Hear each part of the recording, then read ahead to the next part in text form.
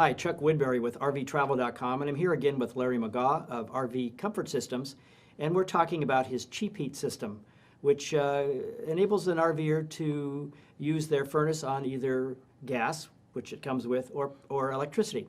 So, my question to you, Larry, is what's the heat that's going to come out when somebody's hooked up to your system and using yours? How's that going to compare to someone just operating on propane? You're going to find that the temperatures are real closely related, whether you're on gas or electric. One of the things that you need to understand, whenever you're talking about what is the input, and you start to try to compare apples to apples, with a gas furnace is not 100% efficient. If you remember that flue, you go out there and touch it, it'll burn you. The flue pipes are kind of sometimes have a little blue or a purple to them, and they have to get to 550 or 600 degrees to get that kind of temperature. What that means is 40% of all the energy that's going into the gas furnace is going out through the flue.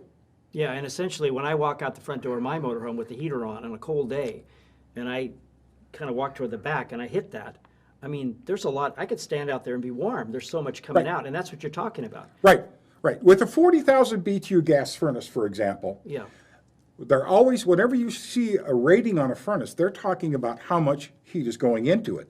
So it's 40,000 going in. You take 60% of that, that's only 24,000 BTUs.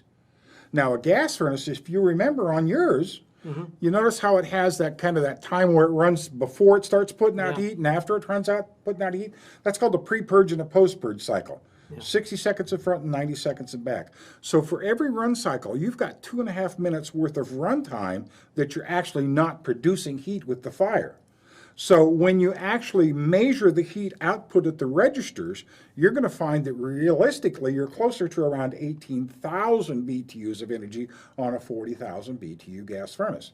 Well, a 5,000 watt electric coil puts out just over 17,000 BTUs of heat, or 95% of what that 40,000 BTU gas furnace does.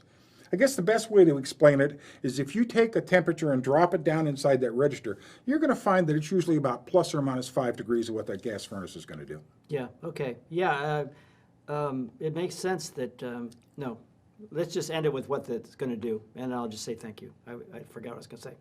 Okay? You can go ahead when you're ready. Now, did you want to talk about, I think we already talked about cost of operation. Yes. Yeah, we made it. I'm just going to thank you for now. Okay. Okay. Well, thank you very much, Larry. Okay, you're welcome.